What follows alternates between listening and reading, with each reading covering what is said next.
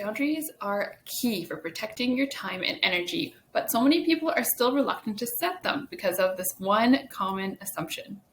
I want you to stop assuming that setting boundaries is going to anger somebody. You have this misconception that nice people are giving and rude or selfish people are the ones setting boundaries. You might have tried to set boundaries before and they didn't work, either because they did make someone angry or because you ended up going back on them. Or maybe you're really good at setting them in one setting, such as in the office, but can't seem to do it in your personal life. So before you throw in the towel, I want to cover a few specific things related to boundaries today that will help you set them effectively once and for all. So first of all, how do you know when you need to work on boundaries? You are feeling drained. You often are feeling regret, like, I wish I didn't say that. I wish I didn't agree to that. I wish I didn't let them treat me like that. You feel like you're being taken advantage of. You feel underappreciated, and you're stuck, like you can't stop thinking about what you'd rather be doing. You agree to something and you're doing this thing, or you're doing something because you think someone expects you to do that. And the whole time it's in the back of your mind, like, I wish I was doing anything but this. Those are all great indicators that you need some stronger boundaries. Number 2, why are boundaries important?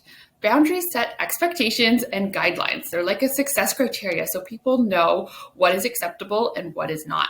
And without them, that other party just has no way of knowing what you're thinking and feeling. There's no way that they can read their mind. They're going based off themselves. You need to set those clear boundaries so they can be interacting with you in the way that you want people to do so. So that leads me to number 3, which is, how do we set these boundaries? And the first thing you need to be aware of is that they should be nothing to do with the other person.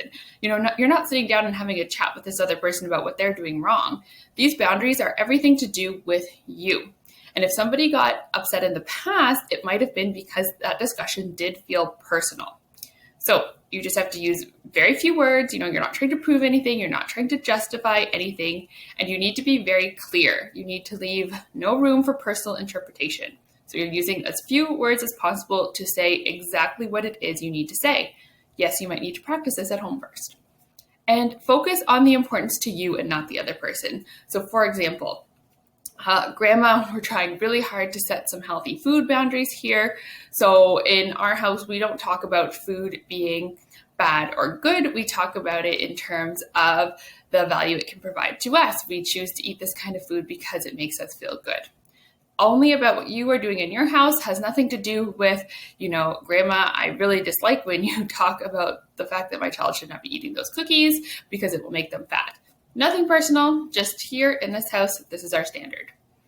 So once you've done that, then the trick is to maintain them. And the biggest thing then there is just to be consistent. You have to be consistent. Remain calm, reiterate when necessary, don't go off on tangents, don't get upset, don't go back on your word, stay calm and consistent for as long as it takes. It may take a little while. That's okay. Sit through that discomfort, let it take effect. And then what you can expect afterwards is you can expect respect. Boundaries earn you respect. And once you have that respect, then you can be free to be yourself to a greater extent. You can ask for what you want and need with greater comfort.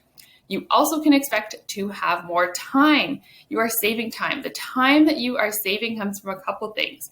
For one, it is when you have those clear, consistent boundaries, you're not always explaining yourself.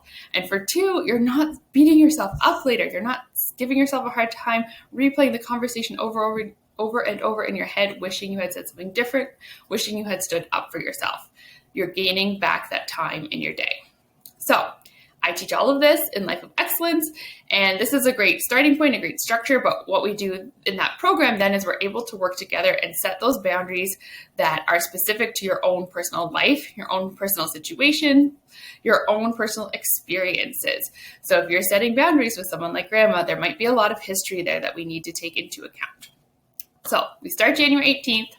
Let this be the year where you stand up for yourself. Let this be the year where you take back that time and energy for yourself.